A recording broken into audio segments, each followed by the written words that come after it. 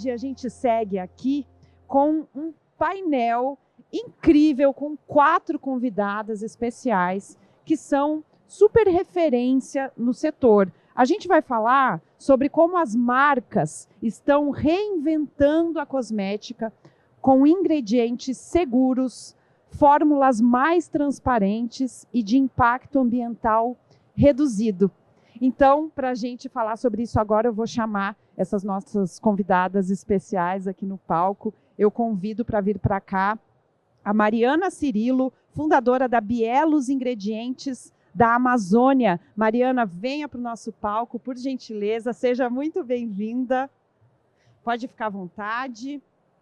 Vou convidar também a Patrícia Silveira, dermatologista e especialista em acupuntura e medicina chinesa. Patrícia, seja muito bem-vinda. Quem também vem ao palco aqui com a gente é a Ananda Hornburg, fundadora e CEO da Alva Personal Care. Bem-vinda de novo, Amanda. Amanda já esteve aqui com a gente ontem. Muito bom receber você de novo. Pode sentar aqui, Amanda, por gentileza. E para fazer a mediação aqui desse bate-papo, eu vou convidar a jornalista e especialista em Clean Beauty, Silvia Lourenço. Silvia, venha para cá.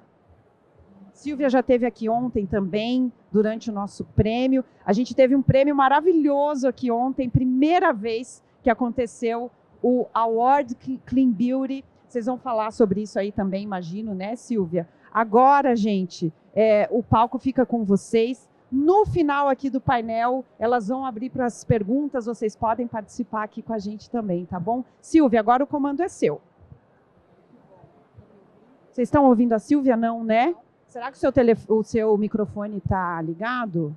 Testa de novo, por favor. Eu vou te dar o meu microfone, Silvia. Oi, pessoal. Agora sim, né? Estão me ouvindo? Estão bem? Ah, então tá bom. Meninas, obrigada. Sejam bem-vindas. Na verdade, como eu vou fazer a mediação também, né? Agradeço a presença das meninas. Eu queria contar para vocês como nasceu a ideia desse talk. Na verdade, é uma ideia antiga, né, que a gente vem falando, né, com os dermatologistas, em algumas conversas paralelas, e acho que é uma coisa que passa um pouco pelo dia a dia da gente, pelas dúvidas, né? Quem conhece um pouco o universo do natural, o universo do vegano, o universo do orgânico, a gente começa a fazer uma transição e a se perguntar muito sobre o nosso consumo. E uma das coisas que eu me pergunto muito é por que a gente se preocupa tanto com o que a gente ingere? E eu acho que a BioBrasil e a Naturaltech traz esse olhar para a gente, né? A gente se preocupa com o que a gente come, com o que a gente bebe, né? Do que a gente se alimenta, e a gente não se preocupa com aquilo que a gente coloca na pele. E a pele, de certa forma, a gente também se alimenta com aquilo que a gente coloca na pele. Então, esse talk hoje nasceu a partir dessa ideia, né, dos cuidados que a gente tem que ter, não só com a nossa, com o nosso interno, mas também com o nosso externo. E, por conta disso, a minha primeira pergunta vai para a doutora Patrícia, né, a gente já começa com a dermatologista. Doutora, a gente queria entender um pouquinho sobre, quando a gente fala dessa alimentação da pele, né, isso é uma verdade? A pele se alimenta daquilo que a gente coloca? Existe até um dado, né, de quanto % a gente absorve dos produtos. Eu queria que você contasse um pouquinho sobre isso para a gente trazer as outras informações, né? Bom, gente, boa tarde. Primeiro, obrigada, Silvia, pelo convite. É um prazer estar aqui com as meninas. A gente tinha uma ideia até pouco tempo, e eu falo até pouco tempo porque isso é uma coisa que mudou, né, nos últimos 10 anos, e a gente achava que a nossa pele era um órgão de proteção de escudo, que a gente não tinha uma absorção através dela, né, que a pele simplesmente era um órgão estático que bloqueava, né, e protegia o nosso corpo. Só que a gente veio percebendo que muitas das coisas que a gente absorve através da pele são principalmente os ingredientes que a gente não gostaria que fossem absorvidos. Então existe, na verdade, a pele é um órgão que tem uma certa permeabilidade. Essa permeabilidade ela é seletiva, tá? Só que às vezes a gente passa um creme achando que a gente está querendo absorver aquele ingrediente, aquela vitamina, né? E talvez o ingrediente que a gente gostaria que absorvesse não tenha uma permeabilidade, uma absorção transepidérmica, que é o que a gente fala, né? Tão facilitada assim. Então, infelizmente, tem ingredientes que a gente não deveria absorver, mas que a gente absorve, e outros que a gente gostaria muito de absorver e que realmente é mais difícil. E é por isso que a gente precisa de uma tecnologia de formulação para que realmente a gente tenha uma otimização do que é muito positivo para a pele absorver. Então.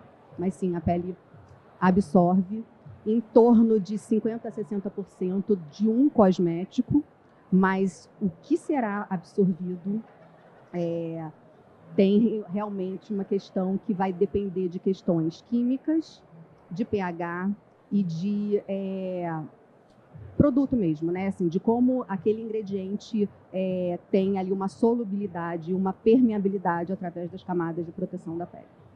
Perfeito. Eu vou emendar, não é uma pergunta, é só um pedacinho. Quando a gente fala da pele, a boca é um outro tipo de absorção, né? Uma vez eu escutei me falarem, todo batom que você coloca é como se você estivesse comendo, né, um pedaço do batom. Isso é verdade? Conta pra gente como é que funciona essa coisa do batom. O batom é um cosmético que a gente aplica nos lábios e a gente está, né, enfim, constantemente com um movimento nessa pele, né? Essa pele é uma área do rosto que está muito ativa, vamos assim dizer. E, de fato, a gente começa a sentir a nossa boca mais seca. A primeira coisa do reflexo que a gente tem é de passar a língua nos lábios. E isso, automaticamente, ao longo do dia, a gente tem uma capacidade de realmente deglutir o batom. Tem pessoas que usam mais, né? Mulheres que usam mais, mulheres que usam menos. E aí eu acho que vai variar, assim, de acordo com a tua frequência de uso, né? E tem pessoas que reaplicam o batom, ou o lipstick, ou o balm, ou qualquer coisa que seja, várias vezes ao dia, e aí, proporcionalmente ao teu uso, né, a tua frequência de uso, você vai ter uma deglutição maior ou menor. Não sei exatamente quanto a gente deglute ao longo, né, do dia, e o percentual de cada aplicação, acho que vai depender do tipo de produto, se ele é mais fluido, se ele é mais denso, se ele é mais, né, tem uma aderência maior no lábio, uma resistência maior à saliva, mas de qualquer forma é um cosmético que está envolvido com absorção. Muito interessante. Gente, a gente tentou trazer para vocês também as histórias assim do começo da cadeia até o consumidor. Então, a Mariana, que é uma pessoa que eu conheço há alguns anos e tem um trabalho muito vocacionado e maravilhoso na área de ingredientes, está aqui com a gente para contar um pouquinho desse início da cadeia, né? Nós, muitas vezes, como consumidor, a gente não tem muita preocupação, às vezes não consegue ler um rótulo, então trouxemos a Mariana também para nos oferecer um pouco mais de informações desse universo. Mari, conta um pouquinho para a gente sobre o seu trabalho e se você sente hoje um pouco do que você faz, como que os ingredientes que vocês extraem da Amazônia, ele não prejudica, né, nem a natureza, nem o ser humano. E a gente quer saber um pouquinho também sobre a questão do consumidor, se você sente que o consumidor já está um pouco mais atento ao rótulo e aos ingredientes. Boa tarde a todos, obrigada. A gente acredita que um ingrediente, um produto, ele tem que ser bom para todo mundo. Não só para quem usa na pele, né, o consumidor final, mas para quem coleta lá na ponta. E então, é esse ciclo de vida desse produto, desse ingrediente, que a gente quer fazer de forma ética, transparente, sustentável, rastreável. E isso parte do princípio de uma matéria-prima de qualidade, para que ela gere um ingrediente de qualidade que automaticamente vai gerar um produto de qualidade. E aí, quando a gente fala em qualidade, eu queria contar aqui um pouquinho, né? Porque a gente vê muito um produto final e várias vezes a gente não imagina a dificuldade ou as etapas que né, que existiram para conseguir criar, desenvolver este produto. Então, eu trouxe aqui, eu vou dar um exemplo de um buriti. Um buriti é um fruto do Cerrado, né, da Amazônia, e a gente precisa de 400 buritis para dar 1 litro de óleo. Então, assim, é um trabalho manual de coleta, né, que você vai até o campo. O buriti é uma palmeira de 35 metros de altura. Então, sobre essa rastreabilidade, essa transparência e essa agregação de valor para essas pessoas, que faz com que esse ingrediente passe a ser bom para essa ponta da cadeia. Automaticamente, esse fruto fresco de safra vai transformar, vai produzir um óleo muito bom, né? Então, e aí a gente como consumidor, a gente começa a olhar esse rótulo e você vai entender que é um extrato, que é um óleo da semente, que é um óleo essencial e a importância também de você ter um ingrediente puro. E eu fico muito feliz porque eu frequento a Naturaltech desde quando ela era pequena, lá no Ibirapuera. Então, ver essa feira crescendo e ver as pessoas atentas ao rótulo e as nossas crianças olhando e entendendo, só mostra que sim, a gente está cada vez mais atento, né? E que bom que o mercado está seguindo nesse rumo. Muito bom. Aí agora nós chegamos na ponta da cadeia, no consumidor, né? A Alva é uma empresa que tem uma longa história. A Nanda é a fundadora da Alva. Obrigada, Nanda, por estar aqui conosco hoje. Eu queria, para a gente fazer essa introdução e depois a gente falar de consumidor, eu queria que você contasse, para quem não conhece a Alva, um pouquinho da história de vocês.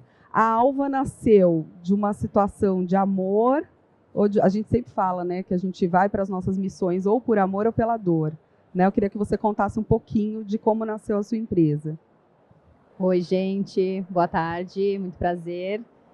Estou pela segunda vez aqui na Arena, mas vou me apresentar de novo para quem não estava aqui. Eu sou fundadora da Alva Personal Care, que é uma marca de cosméticos naturais já há 17 anos e que foi criada, sim, na dor, que era uma dor que a gente tinha na minha família, mas também levando amor, porque é o trabalho que é o propósito que a gente tem da nossa vida. A gente fala que a gente não vende cosmético, a gente ensina as pessoas a consumir, ensina como é que funciona o corpo e a venda é uma consequência de todo esse trabalho. Eu comecei a empresa com 18 anos, porque a minha mãe é nutricionista funcional e nunca deixou a gente usar nada de sintético no corpo. E quando a gente quis usar, estou falando a gente porque tenho um irmão, tá? E quando a gente foi procurar no mercado, principalmente o desodorante, que era algo que, na visão dela, e ela tá certa, era o mais grave, porque a gente usa desde a barriga da nossa mãe. Quando a mãe está grávida, ela já está colocando o cloridrato de alumínio, que é o antitranspirante, para dentro do corpo. Ela não deixava eu usar e não tinha no mercado naquela época.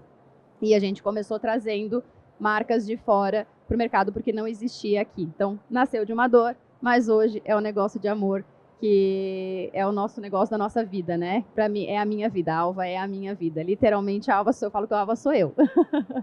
Então, é bem importante a gente falar sobre cadeia, falar sobre o profissional da saúde que leva esse conhecimento para as pessoas. A gente sempre fala que o profissional da saúde, ele tem que ter essa consciência para conseguir numa consulta ou no atendimento ou pelas redes sociais, né, Patrícia? Conseguir passar essa informação para as pessoas e ter também ali na ponta da cadeia uma produção sustentável para conseguir fazer esses produtos. Tem que ter a demanda vindo do consumidor, mas tem que ter também a produção ali nos servindo de ingredientes sustentáveis e ricos. E também tem a questão da embalagem também, que a gente estava conversando hoje, o quão desafiador é a gente conseguir uma embalagem sustentável, que a gente consiga ser economicamente viável, porque a sustentabilidade também, falamos hoje, que ela é um tripé. Ela tem que ser socialmente justa, culturalmente aceita e economicamente viável. Então, a gente conseguir unir esse tripé de forma positiva, entregar isso para o consumidor, é desafiador, mas é muito possível. Então, posso contribuir assim dessa forma, que a gente consegue trazer o conhecimento, ensinar as pessoas a consumir, mas tem que ter toda essa cadeia trabalhando a nosso favor, né? Muito bom. Doutora Patrícia, você me mandou um documento, na verdade, uma pesquisa bem interessante sobre um experimento que fizeram com algumas pessoas usando maquiagem durante um tempo e durante um tempo sem usar os mesmos produtos. Você pode contar um pouquinho para a gente sobre essa pesquisa, sobre o que você entendeu disso tudo? Artigo, né? Um artigo científico publicado em 2023 e que trazia um dos, acho que principais, acho que primeiro estudo em vivo, né? Então em mulheres, avaliando o impacto de cosméticos sem disruptores endócrinos, né? Então, os disruptores endócrinos, acho que todo mundo aqui tem alguma noção do que seja, né? Mas esse artigo ele avaliava durante apenas 28 dias, né? É um tempo relativamente curto, a ação de cosméticos do dia a dia, livres de disruptores endócrinos, ou seja, Eles escolheram cosméticos sem ftalatos e sem parabenos. Na saúde da mulher. Na verdade, eram mulheres saudáveis. Foi um N de corte de participantes de 41 mulheres nesse estudo científico, tá? E eles faziam análise da urina, do sangue e de células coletadas na mama através de uma punção por agulha. E avaliavam alguns marcadores, mas o que me chamou mais atenção é que em apenas 28 dias do não uso de cosméticos com a presença desses disruptores endócrinos, a liberação dessas substâncias disruptoras endócrinas, né, dos seus metabólitos urinários, foi reduzida consideravelmente, mostrando que você consegue, né, não ter a circulação e absorção primeiro, né, e a circulação desses ingredientes no nosso corpo. E você reduziu a expressão de alguns marcadores genéticos relacionados ao câncer de mama. Então, eu estou falando de mulheres saudáveis, que não tinham lesões na mama, nem pré-malignas, nem malignas, mas que a gente tem expressões, né? A gente tem genes que se expressam através de marcadores que são dosados.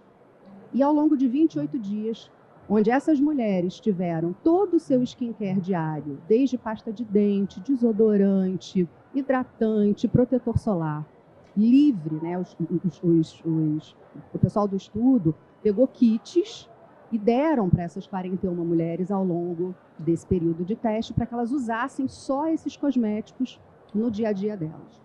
Toda a expressão de marcadores genéticos associados ao câncer de mama foi reduzido depois desses 28 dias. Isso mostra para a gente, primeiro, o impacto dos disruptores endócrinos na saúde da mulher. E quando eu falo na saúde da mulher é porque, sim, nós somos as mais impactadas com a presença desses disruptores endócrinos, né, no nosso dia a dia, né, no nosso corpo. Mas que vale a pena a gente ter um skincare, né, a escolha de produtos do dia a dia com esse olhar quando a gente fala de saúde preventiva, porque a gente está falando de mulheres saudáveis. Não são mulheres que têm câncer de mama ou que têm uma genética de câncer de mama. Sou eu, é você, é qualquer outra mulher que está aqui, né, no dia a dia. Então, a importância da gente ter boas escolhas, e isso não é só na cosmética, isso é na alimentação, Silvia, que a gente estava falando, né? Enfim, o cultivo de hábitos e o consumo mais consciente em relação aos produtos que a gente está expondo todos os dias, nos expondo todos os dias. Muito bom. Mariana, você falou um pouquinho sobre o seu trabalho, mas eu sinto que para aqueles que não conhecem como funciona intimamente por dentro, né, de uma produção, não de um produto, né, a gente normal vai lá, compra um shampoo e usa, né, um creminho, enfim. A gente não tem ideia de quantas famílias, quantas empresas, quanto trabalho, os ciclos, inclusive, né, da natureza, o quanto é difícil você extrair aquele óleo de repente, uma castanha que demorou tanto tempo para, né, ser retirada, não retirada porque a castanha cai no chão, mas, né, ser colhida da natureza e ser extraída, enfim.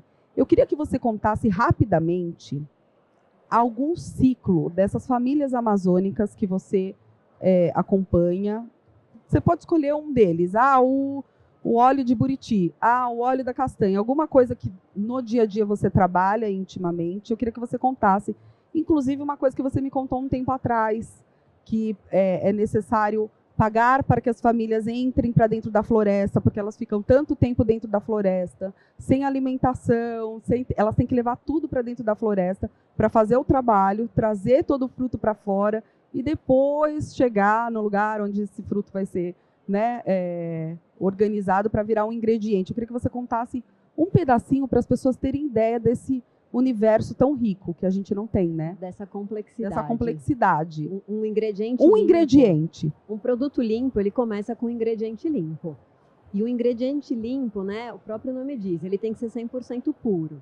Então, eu vou seguir aqui, vou seguir no exemplo do buriti. Então, é bacana a gente imaginar essa jornada dessa semente, desse fruto, né? Então, eu adoro, eu estou sempre na Amazônia, eu tenho uma fábrica na Amazônia. E a primeira pergunta que eu recebo, toda vez que eu falo que eu vou para a Amazônia, de qualquer pessoa tem muito mosquito? Como é que você sobrevive aos mosquitos? Aí a segunda pergunta, você já viu a cobra? Aí depois, e o boto? Aí eu falo, gente, a natureza é linda, os animais são lindos, mas e sobre as pessoas? Ninguém nunca me perguntou como é que eles vivem no meio da floresta. Então, assim, como é que é essa realidade? Como é que é essa vivência? Então, o que a gente faz hoje, a gente organiza a nossa empresa, né, a nossa jornada aí dessas sementes. A gente tem uma rede colaborativa de cooperativas, núcleos comunitários, tudo com nota fiscal, que é um super desafio hoje, com essa rastreabilidade completa, para poder chegar para a Alva e falar assim, eu sei te dizer exatamente de onde veio o seu óleo de Buriti. E mais ainda, Alva, vamos lá, vamos conhecer e vamos entender esse impacto, porque essas pessoas que não têm, quando a gente começa a comprar essa semente, que para eles é lixo, eu já ouvi, você vai comprar meu lixo? Porque tá aí, tá na floresta, né? O que eu vou fazer com essas sementes? E aí quando você começa a comprar essas sementes de forma organizada, uma boa semente, gente, porque como eu falei, tem que ser uma semente bem seca, né? De boa qualidade, não pode ser úmida, da safra. Quando você começa a comprar essa semente, você começa a agregar valor para aquelas pessoas. E essa semente, ela vai representar remédio, comida no prato, criança na escola. Então, o produto que a gente consome, esse produto limpo, esse produto do bem, ele começou lá atrás com uma rede do bem. Então, é muito legal a gente saber que a gente tem esse impacto. Então, a gente compra dessas cooperativas. Copaíba, por exemplo, o próprio Buriti tem que andar 4 dias de barco para chegar em Manaus, para andar mais 6 dias de barco, para chegar na nossa planta lá em Ananindeua, no interior do Pará, para que a gente processe. E aí, tudo, né, a questão da qualidade, do frescor, é tudo muito importante. Então, valorizem muito quando vocês, né, pegarem esse produto e entenderem que, assim, não é só um produto, são famílias, tem história, né, tem muita história por trás. E isso que eu acho que é o bacana de um produto limpo, né, ele é bom para todo mundo. Eu vou até compartilhar, vou complementar o que você está falando. Sempre quando a gente vai consumir um produto, que seja alimentação ou cosmético, é muito importante a gente pensar no que você está consumindo. Quais são os ingredientes, quem está por trás das marcas, quem produz. Isso é muito, muito, muito importante. Isso não é preço, é valor. E como a gente fala, que não é só são ingredientes, são famílias, são comunidades, isso é muito, muito, muito importante. Então, quando você até vai pagar mais caro, por que você está pagando mais caro para um produto? Principalmente quando é 100% natural, né? Quando é uma empresa séria, leiam o rótulo e entendam o processo desses produtos, inclusive da embalagem. Isso é muito importante. Pode falar. E contem essa história. Isso é super importante. A gente, né, do verde ou, né, do natureba, a gente tem esse papel de contar para o mercado, de usar as nossas redes, de trazer essa luz, porque é o futuro, gente, não tem como dizer que não é. É presente já. É o presente, exato, obrigada. E esse é o nosso papel, né, de sermos divulgadores de toda essa história.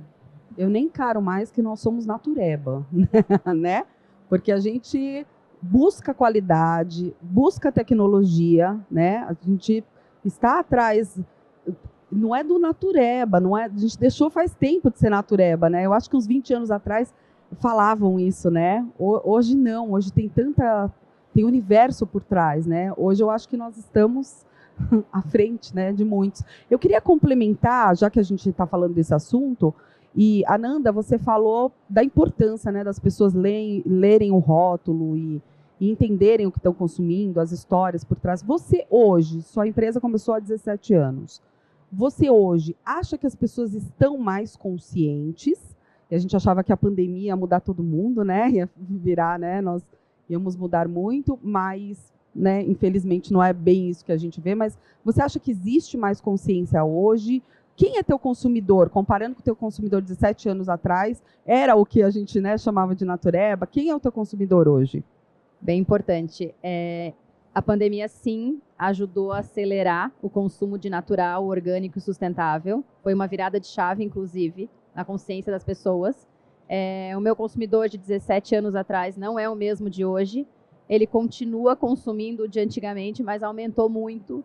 Eu agradeço, inclusive, todos os dias por as pessoas estarem mais conscientes e buscarem mais informação. Sei que tem o outro lado também, mas eu cresci muito nesse período porque as pessoas querem consumir esse tipo de produto. Claro, tem um trabalho da marca também, do segmento, da construção de segmento, da feira, de todo o movimento que o mercado tem feito. Hoje, o legal e a festa das pessoas é a saudabilidade, é corrida, as pessoas se reúnem hoje para correr, para ir para academia. Essa é a comunidade que está se formando, e isso é muito importante para a nossa saúde, para o meio ambiente e para a indústria que defende isso e que trabalha isso todos os dias. Então, sim, tem aumentado. Sim, as pessoas estão mais conscientes. Sim, os mercados, os empórios, as farmácias estão abrindo espaço para a gente. E eu acho que isso, a longo prazo, vai mudar ainda mais. A gente que viaja para fora para fazer pesquisa de mercado vê que as farmácias hoje fora já estão com quase 50-50. 50 o sintético, normal, a alopatia, mas também tem o outro lado bem grande, isso fora do país, né? Mas aqui está chegando. Tá chegando, senão eu não estaria crescendo do jeito que a gente está. E as outras marcas, que até a feira, cada ano que a gente vem na feira, vê muitas marcas novas e muito mais participante e muito mais consumidor, profissionais da saúde também, que eu amo atender profissional de saúde. A fala da Patrícia ali, meu Deus, se todo mundo falasse desse jeito no consultório, conscientizasse os pacientes desse jeito, tivessem consciência da pele, do corpo, de como funciona, e não só o que a indústria vende, porque é muito importante ter essa consciência de todos os canais mesmo, para a gente conseguir ter mais espaço. Mas está indo muito bem. Que continue crescendo assim. Que vocês continuem consumindo, e muitos lojistas meus que estão aqui continuem também levando isso para suas lojas. É muito importante. Muito bom. Doutora, a Nanda falou uma coisa bem importante, né? A área da saúde, que nos preocupa bastante, porque se tivéssemos o apoio, eu falo tivéssemos como se eu estivesse lá dentro, né, gente? Eu sou jornalista, mas me sinto dentro do universo. É natureba. É natureba. Se tivéssemos um apoio maior desse universo médico, talvez seria mais fácil. Eu li uma pesquisa, agora eu não vou conseguir citar de quem é, gente, mas depois, se alguém tiver curiosidade, me pergunta, que aí eu compartilho, que mais de 50% das pessoas usavam produtos de beleza, para o cabelo, tudo, que o dermatologista indicava. Então, quer dizer, a gente, só por esse dado, a gente já sabe a importância do dermatologista, né? O que você acha desse caminho, né? Você é uma pessoa que tem um entendimento de tudo isso há muitos anos, trabalha com esses produtos, mas o que você acha que falta para os seus colegas se conscientizarem e passarem a indicar também os produtos orgânicos, enfim? Estou pensando na minha resposta, tá? Tá bom, a gente pode mudar a pergunta. Não, eu acho o seguinte, a importância do profissional de saúde é enorme, né? Eu acho que desde a saúde básica até a saúde mais especializada, ela é, enfim, essencial. Mas a medicina no nosso país, ela não é baseada na prevenção. A medicina, ela é uma faculdade, uma graduação, baseada na doença e no tratamento. A gente não tem medicina preventiva, né? Essa não faz parte da carreira, como não faz parte também, nem na graduação e nem na especialização em dermatologia, uma cadeira que fale, por exemplo, sobre química, sobre formulação. A gente aprende muito superficialmente, né, a função de um creme, os principais princípios ativos, a concentração deles e a aplicação nas doenças de pele. A gente não se aprofunda em relação à combinação de ingredientes, a especificações de conservação, de fragrância, de veículos, né? A gente não tem isso na nossa formação. Então, eu brinco que a gente sai da dermatologia como prescritor cego. A gente não sabe o que a gente está prescrevendo de fato, né? A gente recebe lá os representantes falam sempre bem das suas empresas, dos seus patrões, e a gente fica ali replicando um modus operandi, onde a gente, na maioria das vezes, tem uma informação muito rasa a respeito do produto que está sendo indicado. Então, isso é um problema, né? Porque se eu, por exemplo, tenho artigos hoje mostrando o impacto dos sulfatos na microbiota da pele, eu não posso escolher qualquer shampoo que tenha um lauril sulfato de sódio ou um lauril éter sulfato de sódio. Por quê? Porque eu tenho um paciente que tem dermatite e eu prescrever um produto com esses sulfatos, eu vou estar piorando a dermatite dele. Então, a gente percebe que a nossa ferramenta de tratamento é desconhecida, é falha pelos profissionais. Estou falando do ponto de vista de dermatologia, tá? E aí você tem que voltar lá atrás, né? Você tem que ser super humilde, você tem que perceber que realmente o conhecimento não chega até a gente da forma que a gente gostaria. Eu fui muito amiga e seduzi muito e suguei muito, né? De farmacêuticos, de químicos, de pessoas que eu ia atrás em farmácias de manipulação para realmente entender como é que a gente ia... Primeiro, eu aprender, né? Porque eu não sabia. E a gente começar a entender o que a gente pode fazer de diferente. Isso eu estou falando quando eu me formei na Idade Média, né? Assim, já tem mais tempo. Mas, enfim, hoje é muito prazeroso isso, porque só de estar aqui, né, e ver a evolução da Naturaltech, da BioBrasil, de ver novas marcas todos os anos, com essa premissa, com essa proposta, está muito mais fácil para eu trabalhar hoje, né? O meu receituário está sempre... né, com várias novidades e alternativas para os meus pacientes. Isso é muito prazeroso para mim. E eu quero só que aumente. E aí, falando, então, né, da origem dos ingredientes, e deu hoje, eu não tenho dúvida, né, do quanto a cosmética natural é positiva para a saúde da pele, quanto a cosmética natural é positiva para a saúde, de um modo geral, preventiva das pessoas, né? Mas eu vejo hoje a cosmética natural, para mim, como mais uma ferramenta de preservação e regeneração e valorização da nossa biodiversidade. Gente, a gente está numa situação onde eu virei ativista quase, eu gostaria muito, sabe? Mas, enfim, eu de fato, eu acredito muito que se a gente fomentar cada vez mais esse mercado e a gente for valorizar lá quem está dentro da floresta, pegando as sementes, fazendo o manejo, né, das árvores, das plantas, e realmente tendo essa cadeia cada vez mais vista, valorizada, olhada, a gente vai ter uma grande ferramenta econômica no país de desenvolvimento sustentável para todo mundo. Porque é só com essa igualdade, com esse olhar, que a gente vai ter um país mais justo. Não adianta. Eu vou complementar, eu gostei que ela falou biodiversidade, ela incluiu as pessoas. Porque a gente vê muito assim, preserve a Amazônia, e só mostram as árvores. Gente, as pessoas que estão lá dentro. Não. Exato. Gente, a gente tem quilombola, a gente tem povos indígenas em todo o Nordeste, em todo o Norte. A segunda maior comunidade japonesa do Brasil fica no Pará. E poucas pessoas sabem disso. E olha que interessante, é uma comunidade super rica, maravilhosa. Eu agora estou fazendo uma pesquisa de campo. Deixa eu te cortar. Pode falar. Eu estou com contato com povos indígenas e eu estou querendo entender um pouco mais da biodiversidade regional deles. E como eles cuidavam, como eles faziam, assim, quando não existia nada disso, né?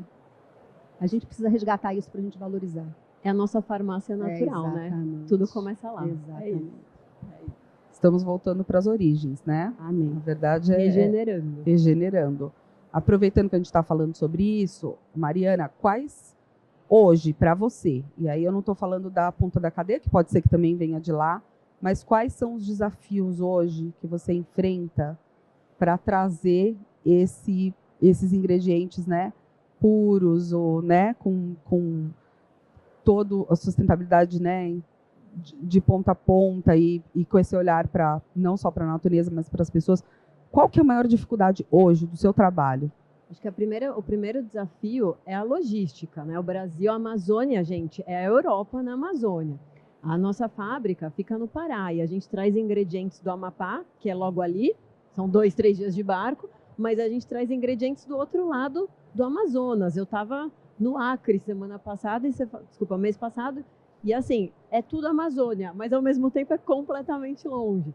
Então a gente fala de um ingrediente que vai percorrer, como eu falei, vários dias de barco. E a gente tem que cuidar desse ingrediente, não é simplesmente jogar no barco, não. Você tem que manter ele seco, você tem que manter ele acondicionado, você tem que tratar essas sementes assim super bonitinho, porque é muito fácil, né?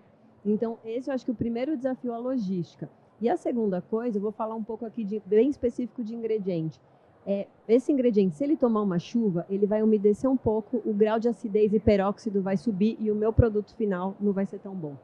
Então, essa questão da gente tomar cuidado e, ao mesmo tempo, fazer as análises, acompanhar. Então, a parte também técnica desse ingrediente por trás é super importante. Então, eu colocaria esses dois desafios, a logística e você manter ele, fazer essas análises lá na Amazônia, né, para trazer para cá, são coisas que para a gente impacta muito. É bem complexo, né? Ananda, aproveitando, vamos amarrar a pergunta dela na sua.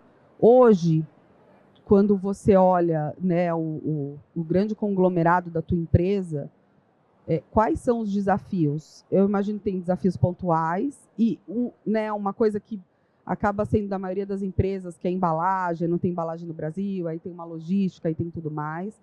Mas, além disso, o que você entende como o maior desafio? Agora eleger o maior vai ser desafiador. Alguns então. Né?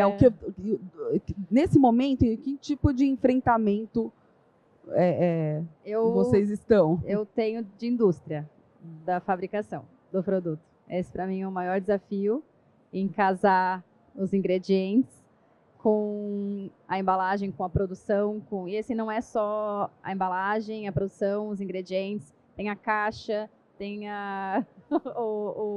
as leis da Anvisa com rótulo. Então, eu acho que casar tudo isso e entregar um produto ali na gôndola que tenha performance, preço, qualidade e culturalmente aceito também pelo consumidor, eu acho que essa é a parte mais desafiadora no momento.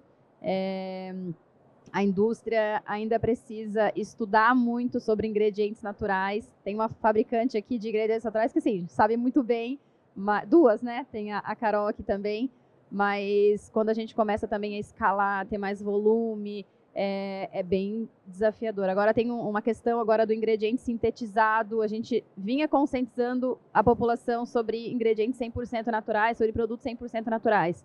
Agora não posso mais falar que é 100%. Não é que não posso. A indústria se evoluiu também e colocou ingredientes sintetizados. Aí agora explicar para o público que o produto não é 100% natural, é 99,8%, que tem 0,2% ali de ingredientes sintetizados. O que é esse ingrediente sintetizado, mas que vem de origem natural?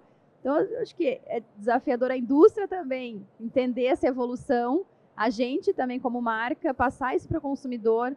Eu acho que esse aglomerado ali de indústria, fornecedor, embalagem, juntar tudo isso, entregar um produto bom para consumo, que tenha preço equilibrado, que tenha aceitação, acho que é o maior desafio do momento.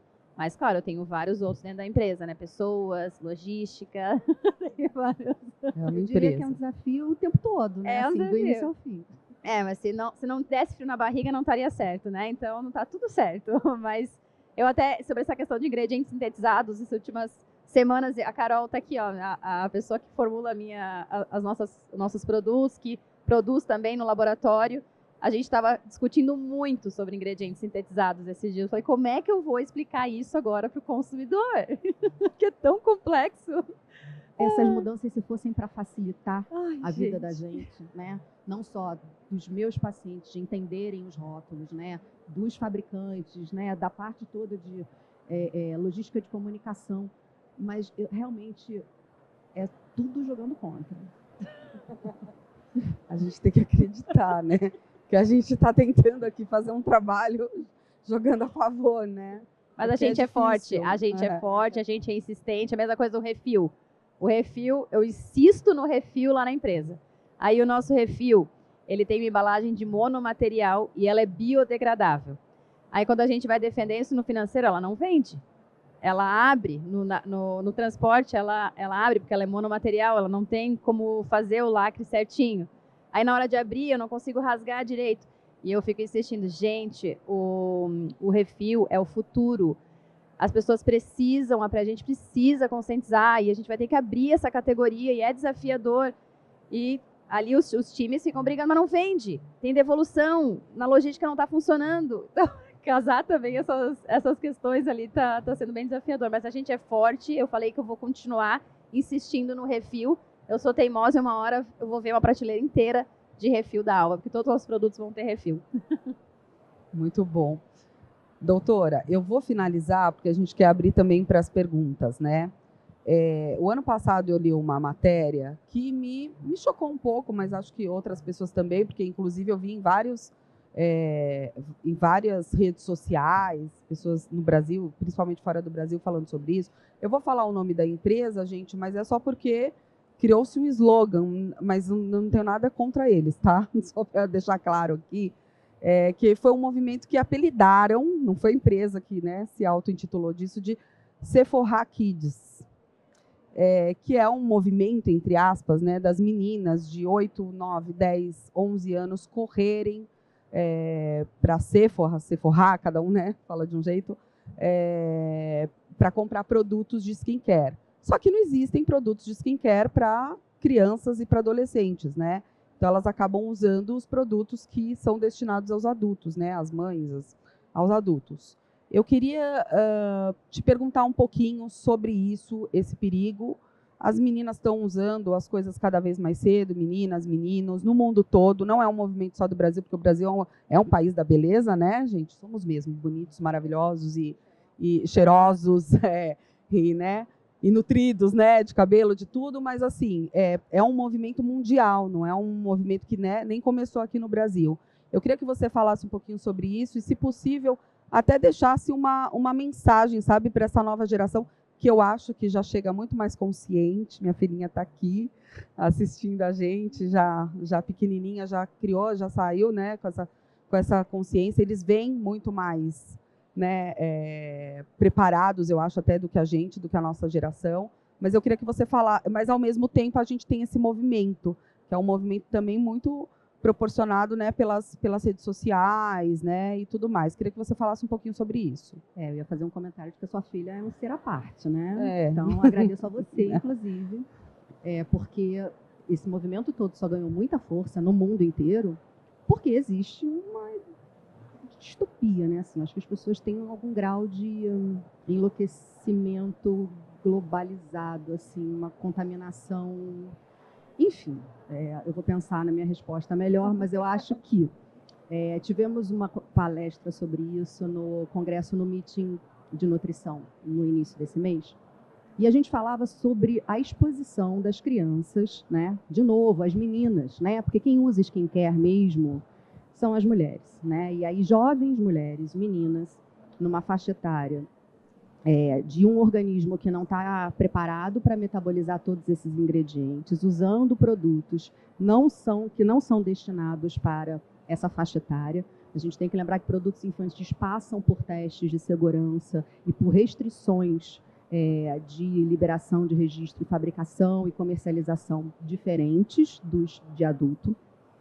E uma exposição a justamente substâncias químicas numa fase da vida de desenvolvimento hormonal, de desenvolvimento, então, físico, mental, e a exposição a isso, e aí não só aos cosméticos, mas também a alimentos ultraprocessados, você está literalmente intoxicando de uma forma muito aguda, né? Assim, e a colocação dessa mania de skincare infantil é um crime à infância, né? Na verdade, isso é uma grande perda para a sociedade como um todo, de você ter uma criança que devia estar andando de bicicleta, desenhando, aprendendo a surfar, andar de patins, de skate ou qualquer outra coisa, na frente de um espelho, acompanhando uma blogueira, uma influencer do mal, a fazer um skincare de 5 passos todos os dias. Realmente eu não consigo entender se os pais enlouqueceram, se a sociedade como um todo, e aonde está a ética do marketing dessas empresas, né? Eu realmente fico muito... Eu acho que a gente devia judicializar todo mundo, inclusive, porque isso é uma questão muito séria, né? Assim, eu falo que a minha filha foi, enfim, a menarca dela, né, que é a primeira menstruação, foi bem após os 13 anos, e ela foi a última da turma dela. Todas as amigas já tinham menstruado por volta dos 10, 11 anos. É isso que a gente vê. Porque na hora que você está, né, trazendo para o dia a dia, para o cotidiano de uma criança de 8, 9, 10 anos, hábitos de adulto, produtos de adulto, você está acelerando todo um desenvolvimento mental, químico, físico dessa criança. Então, é um crime à infância. Muito bom, doutora. Vale o manifesto, né? Tô dentro. Mariana, você tem 2 meninas gêmeas, né? Eu queria que você também deixasse uma contribuição para essas novas gerações, né? O que a gente pode fazer pelos nossos filhos? A mudança começa em casa, né? Começa na gente e a gente acho que tem que ensinar pelo exemplo. Então, as minhas filhas, elas comem natural, elas não usam maquiagem, não passam nada. E eu ensino elas, quando a gente vai no mercado, eu falo, só pode comprar se conhecer mais de 3 ingredientes. E não adianta, no final elas não conhecem nada daqueles sintéticos e tal, né? E eu acho que é muito sobre isso, como eu falei, acho que é nosso papel como indústria, como empresa, como, né, pessoas públicas, assim, no sentido de termos redes sociais, de ensinar, de falar, de repetir, de falar várias e várias vezes sobre leiam rótulos, gente, leiam os ingredientes, né? E eu vou, só voltando na pergunta, você perguntou sobre os desafios, e eu esqueci de um dos maiores que a gente tem, olha que absurdo, que é sobre a safra, a sazonalidade desses ingredientes. Porque sim, a natureza está mudando. As safras estão mudando. E se a gente não agir, a gente não vai ter ingrediente natural daquilo, né? Porque o negócio tá sério, assim, nesse sentido. Então, é nosso papel, sim, né? Sermos conscientes, agirmos e repetir na cabeça das nossas crianças, né? E de quem a gente conhece. Ananda, o seu desafio também deve ser muito grande, né? Como empresa, lá na ponta da cadeia, né? O que você consegue contribuir com a gente, ou como você contribui dentro da sua empresa com essas gerações novas, né? Essas meninas novas, elas são um público-alvo da Alva? Também tenho 3 filhas e tenho gêmeas. Tenho 3 meninas também. E elas, se quiser tocar em cosmético, eu vou falar, vai subir uma árvore, vai andar com uma bicicleta, porque, né, depende sempre dos pais ter boas influências e na minha casa não tem televisão, elas nem sabem o que passa na televisão, não sabem. Elas chegam às vezes em casa e falam, mamãe, tal pessoa falou de tal desenho, de tal joguinho, e elas não sabem nada, mas elas são do esporte, da saúde, e são evangelistas também da Alva Personal Care, como elas falam. Mas eu acho que a gente tem que influenciar de uma forma positiva, sendo uma marca. A gente está programando, organizando, sim, uma linha teen. Eu não estou falando de criança, estou falando de teen. Teen ali, 14, 15 anos, que também começa a mudar hormonalmente e tem alguns problemas de pele, como espinha, oleosidade. Isso é só hormonal, o cosmético vai ser só um a mais, mas o que tem que cuidar é do corpo, mesmo de dentro para fora, né, Patrícia? Eu te sugeriria não botar 14, 15 anos, tá? Bota 10 mais. Ai, assim, meu Deus, olha só.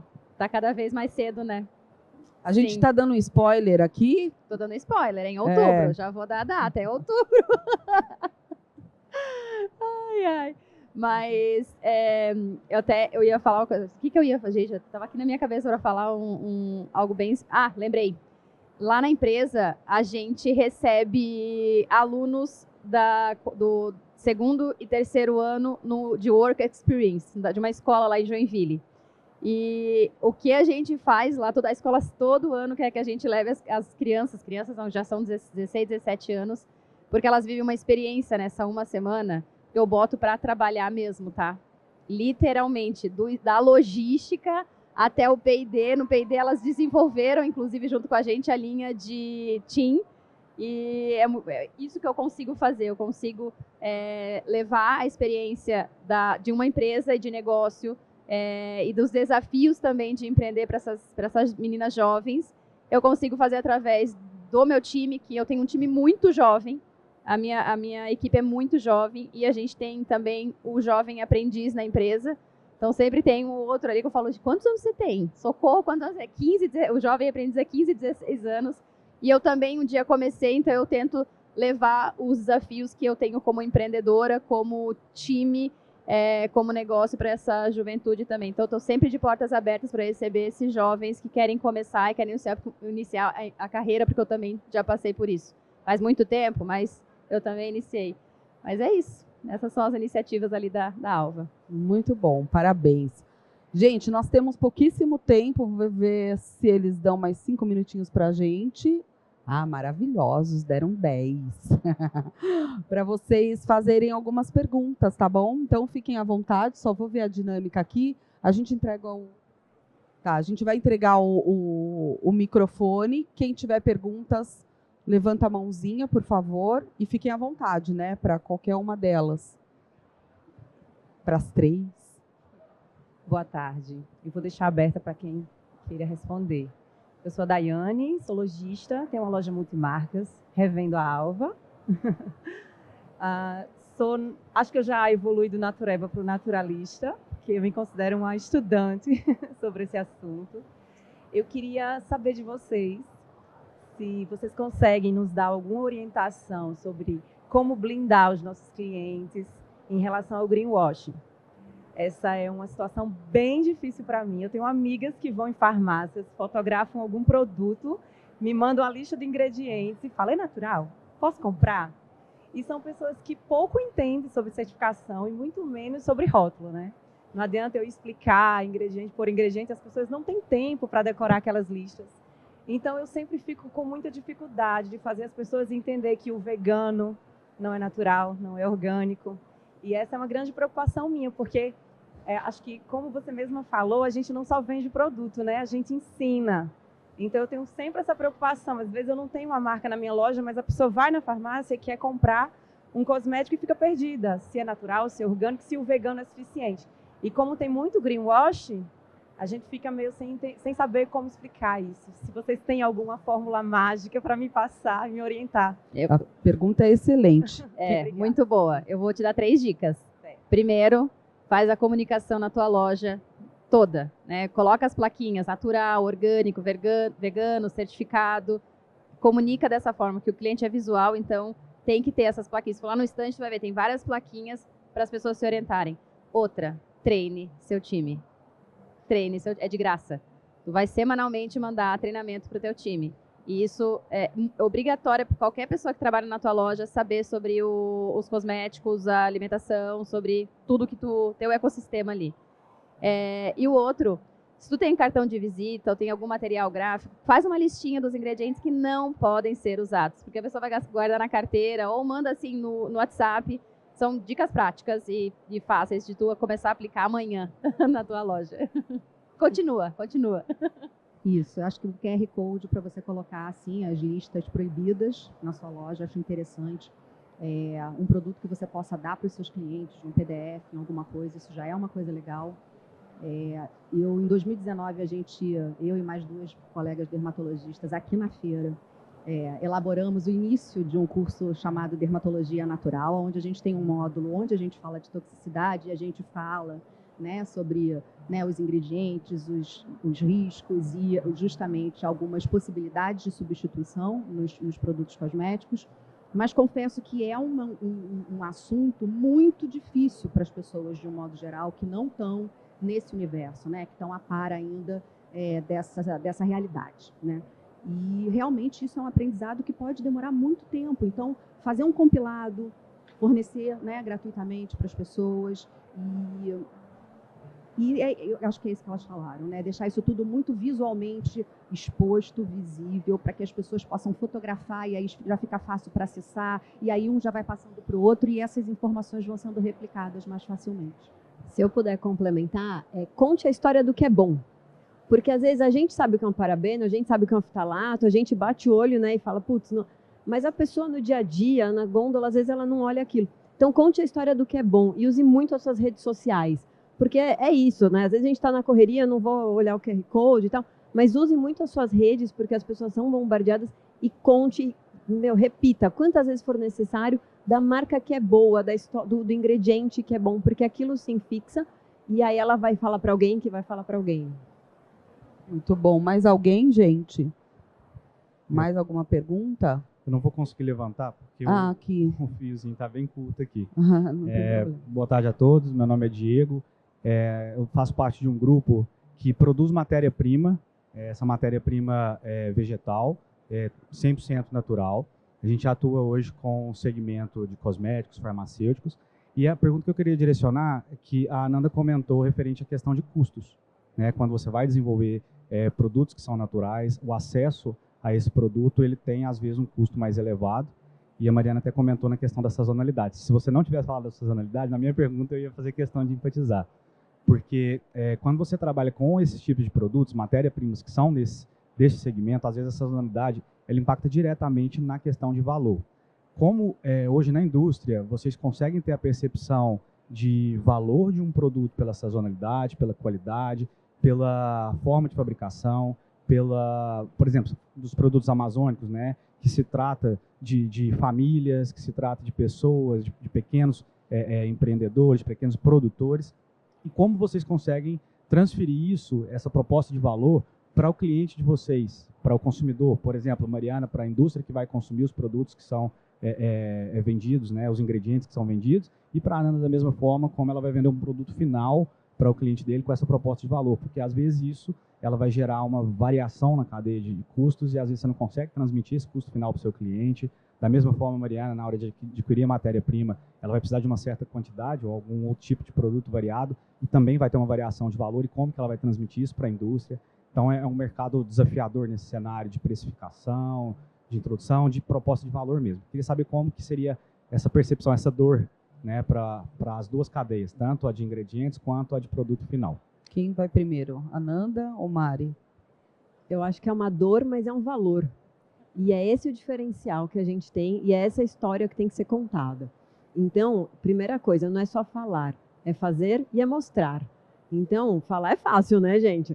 Agora, mostra, coloca foto, coloca vídeo, vai, eu quero saber, eu quero entender mais. E, claro, a gente tem que entender a elasticidade do preço, né? A elasticidade até onde eu consigo ir, até onde eu consigo chegar. Mas acho que, e aí, a gente tem um custo Brasil muito difícil, né?